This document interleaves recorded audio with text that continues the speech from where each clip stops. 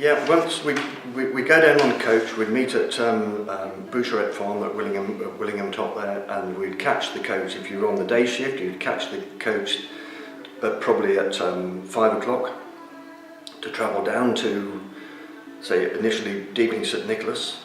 You'd be there at 7 o'clock, you'd do your 12-hour shift, and then the coach would bring the other guys down, you'd get on the coach and come back home. So you probably got to bed, I don't know, 9 o'clock, and you'd be up again at 4:30, 5 o'clock the next morning. What time of year was this, the pea harvest? The pea harvest would start in June. June, right. Yes. So late June and probably running into August.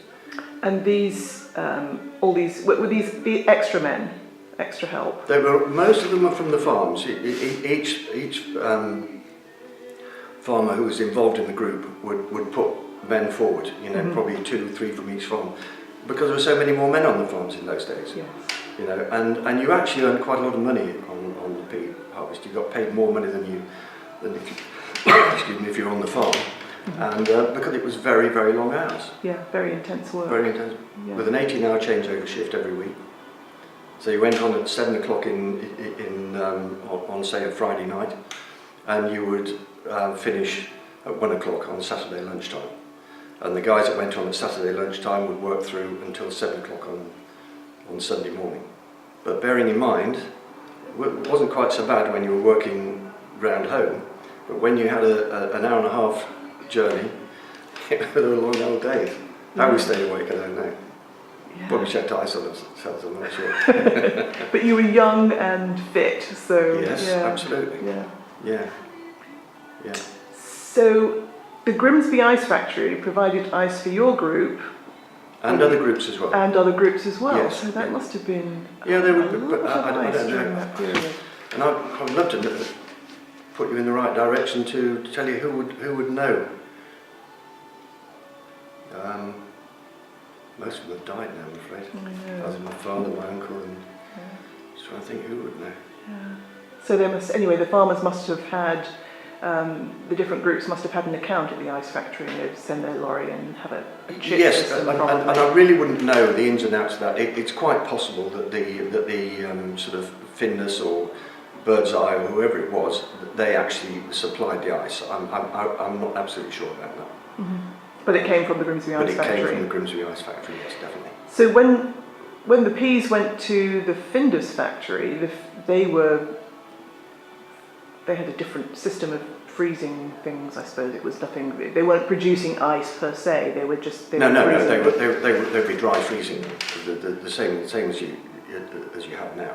But the ice that we used or put on the peas was purely to keep them as fresh as possible. Because if you put a big heap of peas, particularly if they've been harvested in hot weather, as it can be at that time of year, you put them in a big heap. It's amazing how quickly they heat up and go sour, and they're useless. Right. So we had to mix the ice with them to keep them as cool as we could, to get them back to the factory. I think now times have changed, and they have to freeze them. Certainly, the better quality peas have to be frozen within, I don't know, Birds Eye now say something like an hour from harvesting to freezing or something like that. How do they manage that? Because they make sure they're all grown near enough the factory. How interesting. Yeah, right. to do that. And that was in the 70s? 70s into the 80s, yes. Into the 80s? Yeah. And then what happened? Did they invent refrigerated trucks? Or? No, I don't know whether the factories produce their own ice now and do it. I really wouldn't know. Right. Although they do, I know for the better quality peas they have a faster turnaround.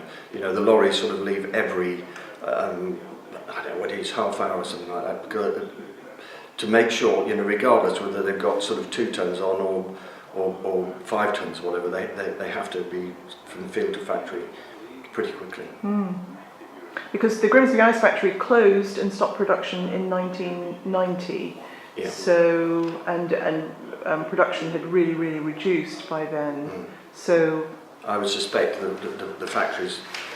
I really don't know what's happened in more recent times. I'm just this is really interesting. So did you ever visit the ice factory yourself? No.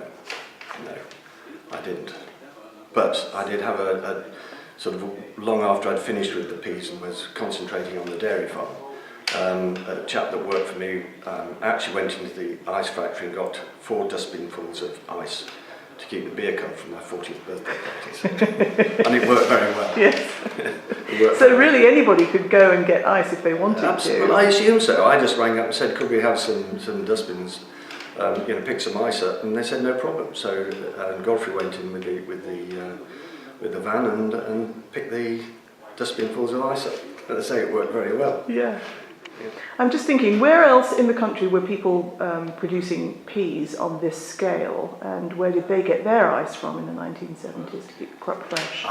I know they certainly grew a lot of peas and still do in Yorkshire and Norfolk, and where they got their ice from, it's possible that if they were close enough to the factory, they didn't actually need any ice. It was just the fact that we started so far away from home to extend the season that we actually needed ice. Yes. I suspect that they did need ice, but where they got it from, I really wouldn't know. Was there an ice factory in Hull? I wouldn't know. I suspect with all the fish and everything they had in Hull, that they probably had an ice factory there as well. But I really don't know. Right. Well, that's something for us to find out, I think. So I think what I'm understanding is that the Lincolnshire farmers' operation for producing peas was really, really efficient, and a very, very big operation. It was a big operation and well run. Yes, it was. Do you think it could have been as efficient if the Grimsby Ice Factory hadn't been there producing thousands of tons of Very ice? difficult one to say. I mean, obviously the ice did a good job. Whether we'd have been able to grow or produce quality peas over that length of time, if we were having to, if we hadn't had the ice to keep them cool from Boston Spalding, I really don't know. But it's an interesting question. Yeah. And then something else happened next, didn't it? Didn't the farmers get together and yes, make their own a group of factory? farmers built our own factory, World Farm Foods, and then we sort of ran the whole operation from the drilling to harvesting them and marketing. Freezing them and marketing. Freezing, yeah. That sort of came about because we were overproducing peas, more peas than Findus could either wanted or cope with, and we took storage at Salverson's at Ancaster. Excuse me, and some of the peas would be diverted down there. They chuck ice on them and away they went and processed, then they would be marketed elsewhere. And what year was this? That would be in the 70s, late 60s, 70s. Oh right, okay, so still, so you were still using ice factory ice? Yes, I can't remember when I can't remember the dates. I'm sure somebody could tell you when we actually built the factory, but I just can't remember. But I know my uncle, he was sort of heavily involved with the pea job, and he died just before the pea season started. And I had to go and take his job in the factory, where I'd always been in the fields before, working on the viners or the cutters. And then I had to go and work in the factory, which it was an experience. I used to start at 9 o'clock at night and finish at 9 o'clock in the morning, and then go home and do some work on the farm. Well, actually, a lot of young people, even people who were not farmers, a lot of young people used to come to Lincolnshire, didn't they? Oh, indeed, yes. To work agriculturally over the summer holidays. A lot of Irish students used to come because they got no grants. And, yes, And I worked in a pea factory when I was a student, even. Well, it's good seasonal work. It's sort of, got people working, I think. Yeah. But everything gets more streamlined now, and they need less and less people, I think. Okay, so when the peas were ready for harvesting down at the south of the county where we always started, everybody would meet at the old static viner site at Willingham Hill Top, Boucherette Farm. And we would set off at 7 o'clock in a convoy, and there'd be the cutters, 3 cutters, 6 viners, diesel truck, all these vehicles in a convoy, the traffic behind us was a nightmare, bearing in mind that most of these tractors didn't go any faster than about 15 miles an hour, 20 Right. miles an hour. Yeah. You know, and we'd be sort of going through Horncastle in the early hours, and People must have been spitting mad. yeah, absolutely. You know, Yeah. there'd be lights coming on in houses. What on earth's going on here? Yeah. The camaraderie was great. Mhm. We had a lot of fun. Mhm. Worked hard, but we had an awful lot of fun doing it.